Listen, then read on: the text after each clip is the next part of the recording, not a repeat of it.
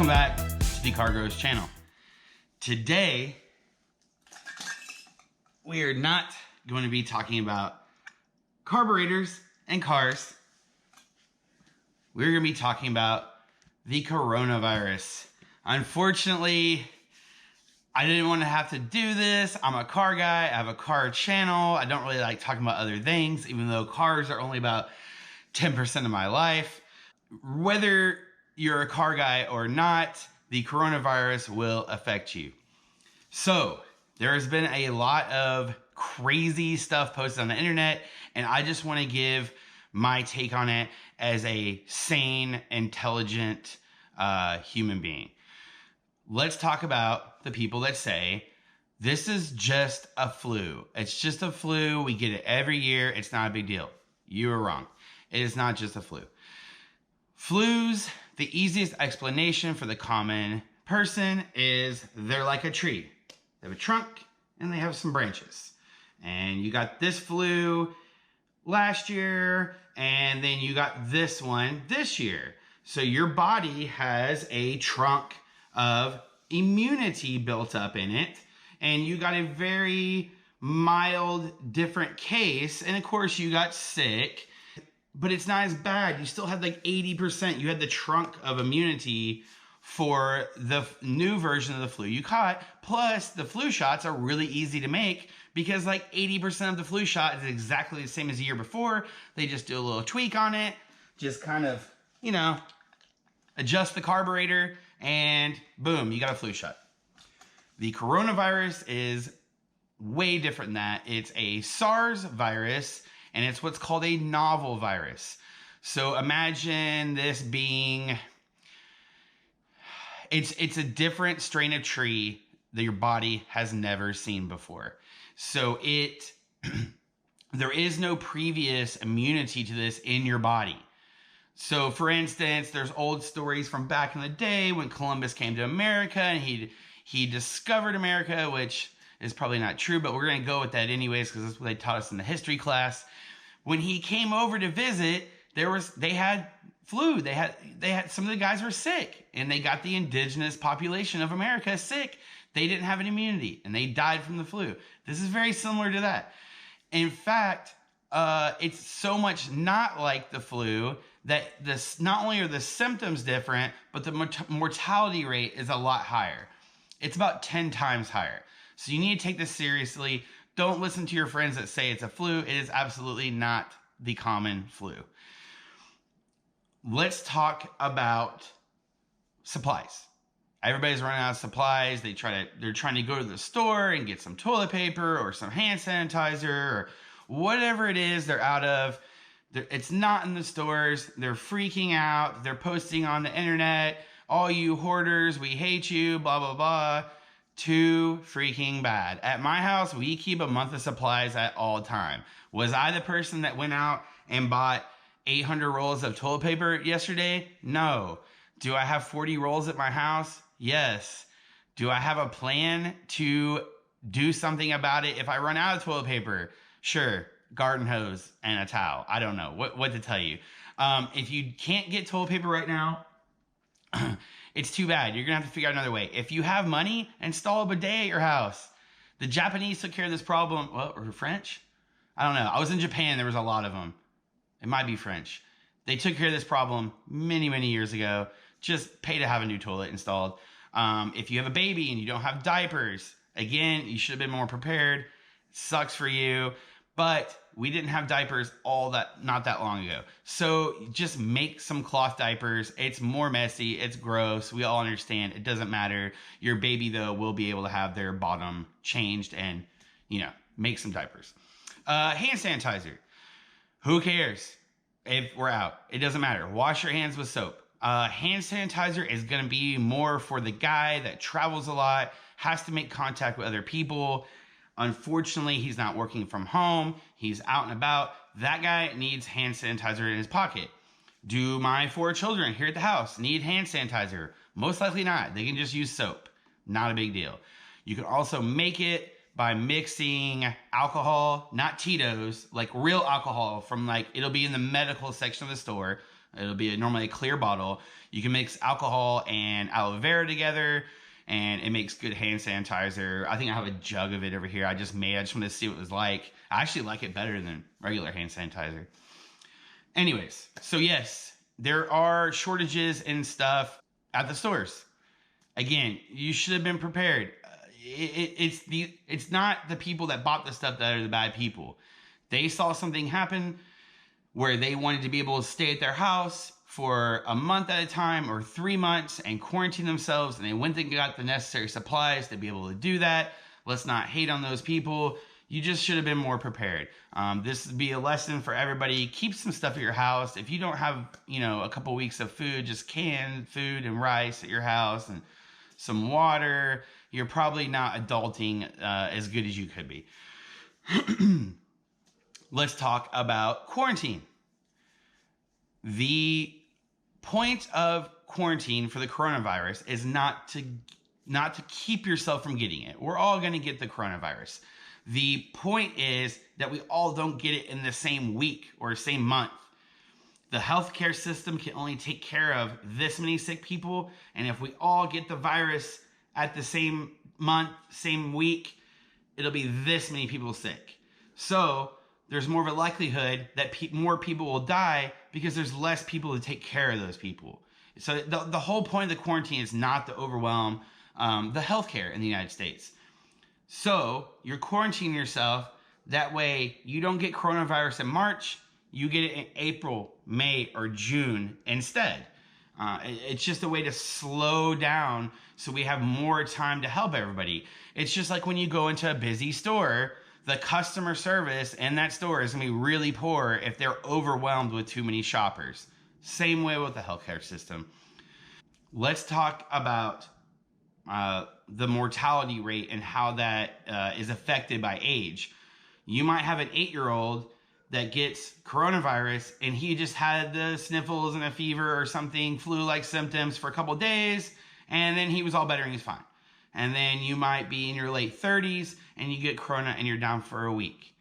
Then you might be in your 60s and you're down for 3 weeks, or your 60s and you're a smoker and you're in the hospital on a ventilator, or you're in your 80s and you might die, or you might die in your 60s. I'm not saying just 80s, but the curve for the mortality rate, if it starts out here as an infant and it goes all the way to here to a 100-year-old person, the graph goes up, and then as you get older, it curves very steeply. So the older you are, the more serious you need to be about the quarantine. And what that means is don't leave your house. Just stay. If you have everything you need, just stay. Don't go get gas. Don't go get sewing supplies or crocheting needles. Don't do it. Don't do any of that. Just stay at home. Don't order takeout. Just cook food, hang out, and try to wait this through. There's also people talking about, well, there's only 2,000 cases or 3,000 cases. What you're not understanding is this is a very early onset of coronavirus. It's doubling every 3 to 6 days. So yeah, you're like, oh, there's only 3,000. That's not a big deal. And then 3 days later, it's 6,000. And then 3 days later, it's 12, 24, 48. It's gonna get bigger and bigger and bigger. So it's a very big deal. Yes, the cases that are confirmed are very small. It's probably, I'm gonna make this up, if we have 2,500 confirmed cases of corona, there's actually probably 10,000 people walking around that have it and they're not showing symptoms yet. So it's very serious. So should you go to a very packed bar and hang out with everybody tonight? No, not a good deal. Just drink at home, right? Don't stay away from people. If you're going anywhere and it's gonna be crowded, that's probably not a good idea. You should probably go do a different plan. Don't stay out of crowds. That's why you see hot pockets of this virus. Let's talk real quick too about racism in regard to coronavirus. I don't know if it's true or not. A lot of times, the racism debate in the U.S. is blown very much out of proportion. There are racist people in every culture in America. Um, so, could I see somebody who watched hours and hours and hours of crazy China footage acting weird around Chinese people that they see? Yeah, it could happen. It's human nature. If you see something bad happen, your body, you will react to it regardless if you want to or not. Take a second and think about what's happening. You just watched 12 hours of footage of Wuhan, everybody, doors getting welded shut, people getting dragged from their homes, everybody's dying. And then you go to Sonic and there's some Chinese people walking around. Your initial reaction is, oh my gosh, they have coronavirus. Be smart. Think about it. If they had coronavirus, they wouldn't be here. They'd be at home sick. So just chill out. Coronavirus is not a racist virus. Your best friend is more likely to give you coronavirus than a Chinese person. So yeah, if this is going on, don't be dumb. Let's talk about the economy for a second. We were already in a bull market for about the last 10 years. The bubble has popped, it's starting to come down, and then we get coronavirus. Yeah, it's going to be bad. It's going to be a bloodbath. So be careful about what you're investing money in and things like that. Also remember that if half the truck drivers are sick with coronavirus, it's going to be less likely that the stores are going to be stocked. So should you have a month of food at your house? Yeah, you should. That's not an irrational thing. That's not being fearful. That's being smart. Go to the store, get what you need, bring it home. If you couldn't get something, don't freak out. You just didn't get it in time. It's no big deal. Figure out an alternate plan on how you can survive at home for the next couple months without whatever product that you didn't get. The main thing to remember is there should be no panicking, no fighting at the stores. That's dumb. If you knew a giant tsunami wave was coming and you have binoculars and you could see it really far out in the ocean, right? If you just calmly walked to your car, got in, and drove away, you're probably going to be fine. If you're running around on the beach with like a chicken with your head cut off, freaking out, the wave's probably going to crash over you and you're probably going to get hurt or seriously injured or death. That's literally the same as this. If you freak out, you're not doing anybody a favor. To the few, very small portion of the population that went out and got an irrational amount of supplies. So if you have 1,000 toilet paper rolls at your house and you did it so that you could sell them later for a giant markup, you're an asshole. You should really rethink your life. Put those toilet paper for sale on Marketplace, get your money back, but just only get your money back. Or just pay a penance and give it away to people that don't have it.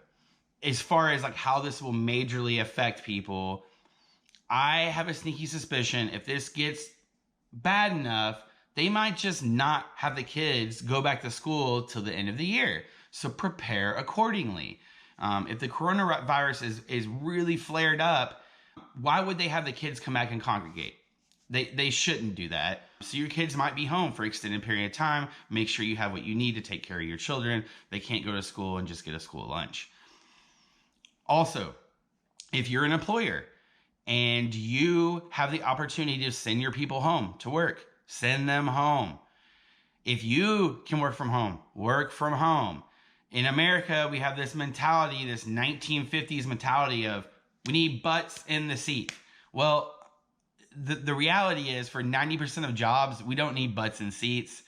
To slow this down, you need to send your people home, quarantine them, send them home to work. There's no reason for them to come in the office. That's stupid. 90% of meetings are pointless in the first place. If you're an employer and you actually have to have staff, I would suggest that if let's say you're a 24-hour company and you run on 3 shifts a day, okay? I would suggest cutting it down to only being open for 10 hours a day, from 10 a.m. to 8 p.m. at night, have one shift. They come in and work 10 hours. They go home. A different shift comes in the next day. And the store has a chance to chill out. You can clean and disinfect and do what you need to do. It's better to slow down your store and minimize the contact with the employees than to keep everything like normal, and then your entire store that you're running or company, everybody gets infected, and then you're just closed for 3 or 4 weeks. That's not good for anybody. So let's be smart. The common American way to do things is make as much money as you can, and then when you're forced to get out, get out. Unfortunately for this, that's going to end up screwing everybody over. So let's be smart about our workplace and how we're managing our employees. That's pretty much it, guys. That's all I can think to talk about today. I just wanted to talk about those few topics because there's all kinds of misinformation on the internet. Again, I am no doctor, but I did stay at a Holiday Inn last night, so I am out.